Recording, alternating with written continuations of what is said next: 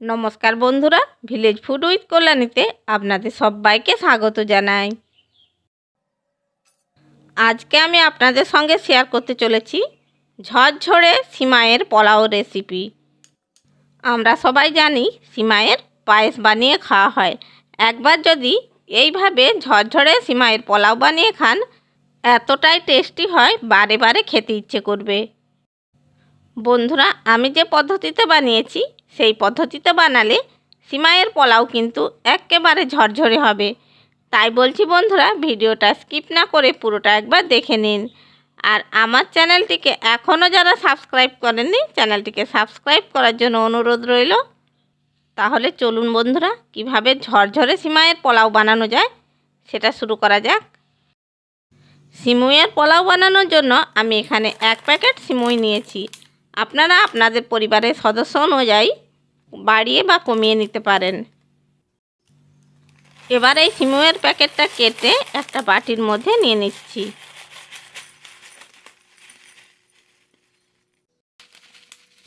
দেখুন বন্ধুরা, সব কটা সিমাইকে আমি বাটির মধ্যে নিয়ে নিয়েছি। আমার 1 বাটি সিমুই হয়েছে। এরপর আমি এই সিমুইগুলোকে রান্না করে নেব। সিমুইগুলো রান্না করে নেওয়ার জন্য গ্যাসের উপর কড়াই বসিয়ে দিয়েছি। আর এই কড়াইয়ের মধ্যে দিয়ে দিচ্ছি 1 টেবিল স্পুন সাদা তেল। তেল গরম হয়ে গেছে। এবার আমি সিমুইগুলোকে ভেজে নিচ্ছি। আমি সিমুইকে কড়াইয়ের মধ্যে দিয়ে দিয়েছি। এবার লো ফ্লেমে এটাকে হালকা করে মিনিট 5 ভেজে নেব। বন্ধুরা, সিমুইগুলোকে খুব বেশি লাল লাল করে ভাজার দরকার নেই। মিনিট 5 সময় ধরে সিমুইগুলোকে লো ফ্লেমে ভেজে নিয়েছি। এবার আমি এর মধ্যে দিয়ে দিচ্ছি পরিমাণ মতো জল। আমি এখানে 1 বাটি সিমুইয়ের জন্যে 2 বাটি জল দিয়েছি। এবার এই সিমুইটাকে ফুটিয়ে সেদ্ধ করে নিতে হবে। এখন আমি এই সিমুইয়ের মধ্যে দিয়ে দিচ্ছি পরিমাণ মতো লবণ আর দিয়ে দিচ্ছি অল্প একটু হলুদের গুঁড়ো। এবার লবণ আর হলুদের গুঁড়োকে খুব ভালো করে নেড়েচেড়ে সিমুইয়ের সাথে মিশিয়ে নিচ্ছি। লবণ আর হলুদকে সিমুইয়ের সাথে মিশিয়ে নিয়েছি। এবার এটাকে সেদ্ধ হতে দেব।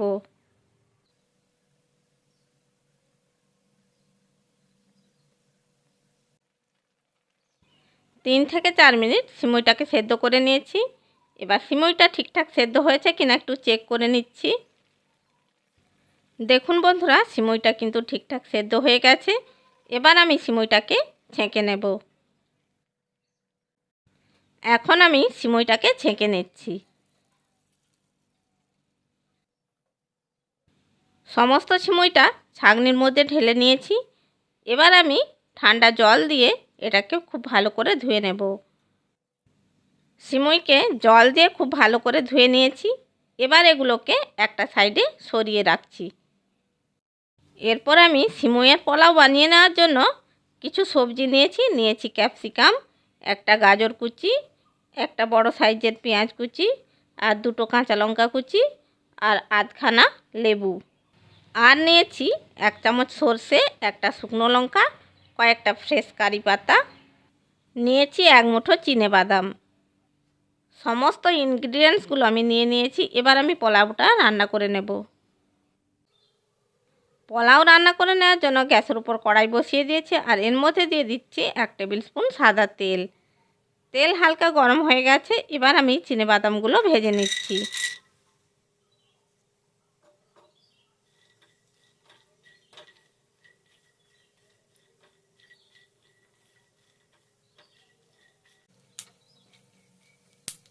দেখুন বন্ধুরা, চিনেবাদামগুলো ভাজা হয়ে গেছে। এবার আমি এগুলোকে কড়াই থেকে তুলে নিচ্ছি।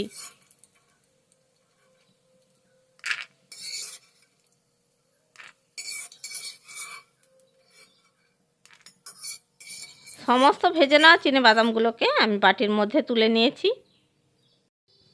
এবার আমি ওই তেলের মধ্যে দিয়ে দিচ্ছি একটা শুকনো লঙ্কা আর দিয়ে দিচ্ছি 1 চামচ সর্ষে।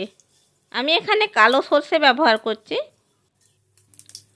বন্ধুরা, সর্ষেগুলো যখন চড়বড় করে ফাটতে শুরু করবে তখন আমি দিয়ে দিচ্ছি 1 মুঠো কারি পাতা। এবার কারি পাতাকে হালকা করে নেড়ে চেড়ে নিতে হবে।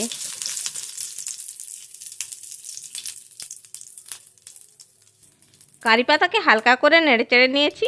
এরপর এর মধ্যে দিয়ে দিচ্ছি পেঁয়াজ কুচি, দিয়ে দিচ্ছি গাজর কুচি, আর দিয়ে দিচ্ছি কাঁচা লঙ্কা কুচি। এবার এগুলোকে একটু নেড়েচেড়ে নিতে হবে।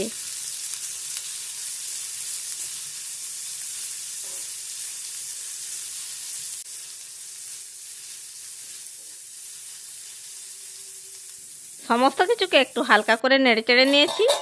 এরপর কড়াইয়ের ঢাকনা ঢাকা দিয়ে এটাকে রান্না হতে দেব। 2 মিনিট পরে ফিরে এলাম, কড়াইয়ের ঢাকনা খুলে নিচ্ছি। এবার এগুলোকে একটু নেড়েচেড়ে নিতে হবে।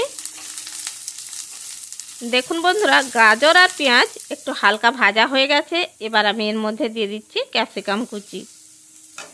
ক্যাপসিকাম কুচি দেওয়ার পর এটাকে আবারও মিনিট 2 নেড়েচেড়ে নিতে হবে।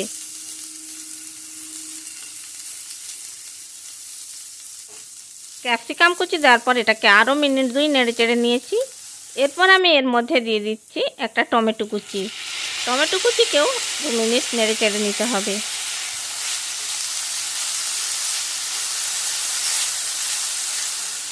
টমেটো কুচি দেওয়ার পর 2 মিনিট নেড়েচেড়ে নিয়েছি। এবার আমি এর মধ্যে দিয়ে দিচ্ছি পরিমাণ মতো লবণ। এবার লবণকে সমস্ত সবজির সাথে খুব ভালো করে নেড়েচেড়ে মিশিয়ে নিতে হবে। সমস্ত সবজিকে খুব ভালো করে নেড়েচেড়ে ভেজে নিয়েছি। এরপর আমি এর মধ্যে দিয়ে দিচ্ছি সিমুই। আমি যে সিমুইটা সেদ্ধ করে রেখেছিলাম সেটা এর মধ্যে দিয়ে দিচ্ছি।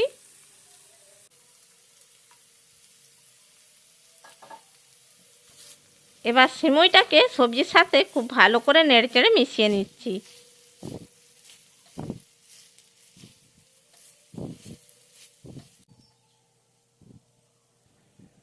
সিমুইকে খুব ভালো করে নেড়েচেড়ে সবজির সাথে মিশিয়ে নিয়েছি। এরপর আমি এর মধ্যে দিয়ে দিচ্ছি 1 টিস্পুন চিনি, আর দিয়ে দিচ্ছি 1/2 টিস্পুন গোলমরিচের গুঁড়ো। সবশেষে দিয়ে দিচ্ছি একটু ম্যাজিক মশলা। এবার সমস্ত কিছুকে নেড়েচেড়ে সিমুইয়ের সাথে খুব ভালো করে মিশিয়ে নিতে হবে।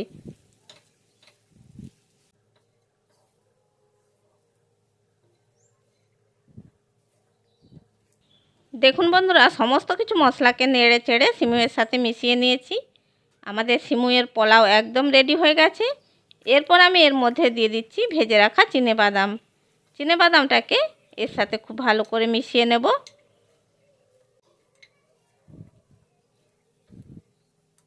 দেখুন বন্ধুরা, চিনেবাদামকে সিমুইয়ের পোলাওয়ের সাথে খুব ভালো করে মিশিয়ে নিয়েছি। সিমুইয়ের পোলাও আমাদের একেবারে ঝরঝরে হয়েছে। দেখুন বন্ধুরা, সবশেষে আমি এর মধ্যে আরেকটা জিনিস অ্যাড করে দিচ্ছি, একটু পাতিলেবুর রস। একটু লেবু দিলে এই পোলাওটা কিন্তু খেতে অসাধারণ লাগে।